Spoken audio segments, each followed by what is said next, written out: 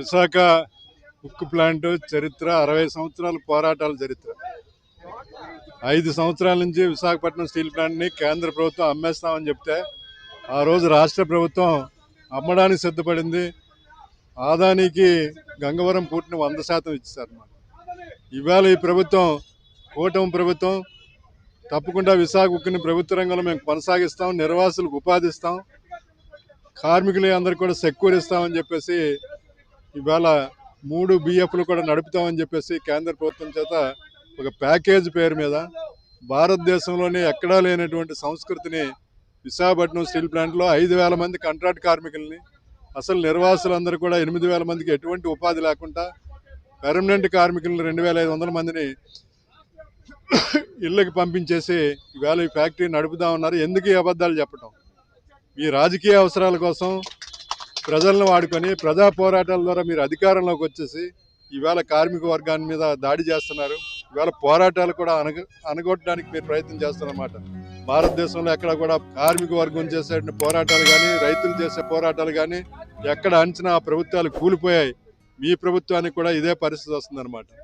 ఇవాళ నిన్న మొన్నటి వరకు మా పోరాటంలో తిరిగి మాతో పాటు ఈ ప్లాంట్ని పరిరక్షిస్తామని పోరాటంలో తిరిగినటువంటి ఎమ్మెల్యేలు, ఎంపీలు విశాఖపట్నం స్టీల్ ప్లాంట్ కార్మికుల వల్ల, కార్మికుల నాయకుల వల్లే ఇది దెబ్బతిందని చెప్పారనమాట. కానీ ఇవాళ విశాఖపట్నం స్టీల్ ప్లాంట్ వాళ్ళు బహిరంగంగా చెప్పారు, ఈ కార్మికుల విశాఖ ఉక్కు కర్మాగారాన్ని దీని లాభాలు తీసుకొచ్చారు, 7.3 మిలియన్ టన్స్ తీసుకొచ్చారు, నిర్వాసులకు ఉపాధి కల్పించడానికి ఇదే కార్మిక సంఘాలు ఉన్నాయి కనుక ఈ రోజు వరకు ఈ ఫ్యాక్టరీ నిలబడిందని చెప్పేసి చెప్పినటువంటి పెద్ద మనుషులు ఒకేసారి మాట మార్చి మొత్తం నీకు భూమి కావాలా, లేకపోతే ప్రజల మాన ప్రాణాలు కావాలా? విశాఖపట్నం స్టీల్ ప్లాంట్లో ఇన్ని వేల మంది కడుపు కొట్టే ప్రయత్నం అనేది భారతదేశంలో ఎక్కడ జరగలేదు. మీరు తప్పకుండా మీరు చేసేటువంటి కేంద్ర ప్రభుత్వంతో చేసుకున్నటువంటి అగ్రిమెంట్ ఏదైతే ఉందో దాన్ని ఉపసంహరించుకోండి. ఇవాళ కార్మికుల పోరాటం అంచేసామనుకుంటున్నారు అనమాట. ఇది ఇక్కడతో ఆగదు. ఈ రాష్ట్రంలో ఈరోజు ఉద్యమం జరుగుతుంది. అలాగే రేపు 12వ తారీఖున దేశవ్యాప్తంగా కూడా అన్ని రాజధానులను కూడా పెద్ద ఎత్తున పోరాటాలు జరుగుతున్నాయి. మేము గ్రామాన వెళ్తాం.